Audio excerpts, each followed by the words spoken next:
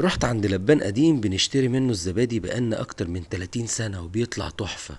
قلت له انا عايزك تعلمني سر الزبادي. قال لي انا ما بطلعش السر ده لحد، بس انا هديك سر الزبادي قوله للناس بمناسبة شهر رمضان.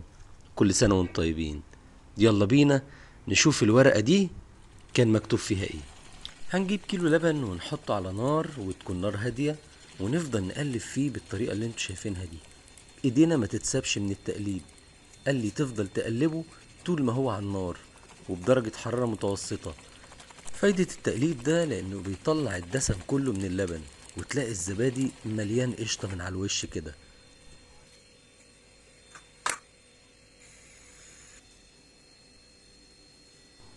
وهنا وصل اللبن لمرحلة الغليان زي ما انتوا شايفين. هنطفي على اللبن ونبدأ نصبه في الطواجن اللي انا كنت محضرها كده. انا بحب بقى الزبادي في الطواجن دي، بتحسسني بايام زمان جدا.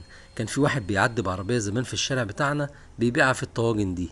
ونبدأ نصب اللبن ويتصب اللبن فيها وهو بيغلي عادي جدا. وبعد ما تصب اللبن هيبقى بالشكل ده ويترص في صينية عميقة كده زي ما انتوا شايفين، ونسيب اللبن يهدى شوية يوصل لدرجة حرارة 50. وهنا هنيجي لأهم نقطة وهي الخميرة. هنجيب اي نص علبة زبادي موجود عندنا ونحط عليها شوية لبن صغيرين، ونفضل نقلب فيها لحد ما اللبن يختلط بالزبادي تماما، ما يبقاش فيه اي تكتلات للزبادي. ونيجي بقى هنا للسر بتاع الزبادي اللي كان مكتوب في الورقة. في السرنجة دي سر الزبادي اللي بيطلع في المحلات. هنقلب كده الخميرة بالسرنجة عشان تخليها دايبة جدا لحد ما توصل الخميرة معانا للشكل ده. نبدأ بقى هنا نخمر الزبادي بتاعنا ونشوف طريقة السرنجة العجيبة جدا اللي انا اكتشفتها في الورقة. هنسحب بالسرنجة حوالي 5 سنتي لكل بولة. بعد ال5 سنتي ننزل بيها زي ما انتوا شايفين كده.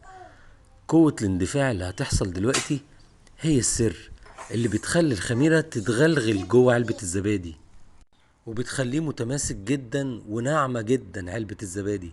وتاني بأكد عليكم، كل بولة أو كل كوباية بتعملوها هتحطوا لها 5 سنتي بس من الخميرة. وبعد ما نخلص هنكون مسخنين الكاتل عشان نبدأ عملية الحضانة. هنعمل للزبادي حضانة.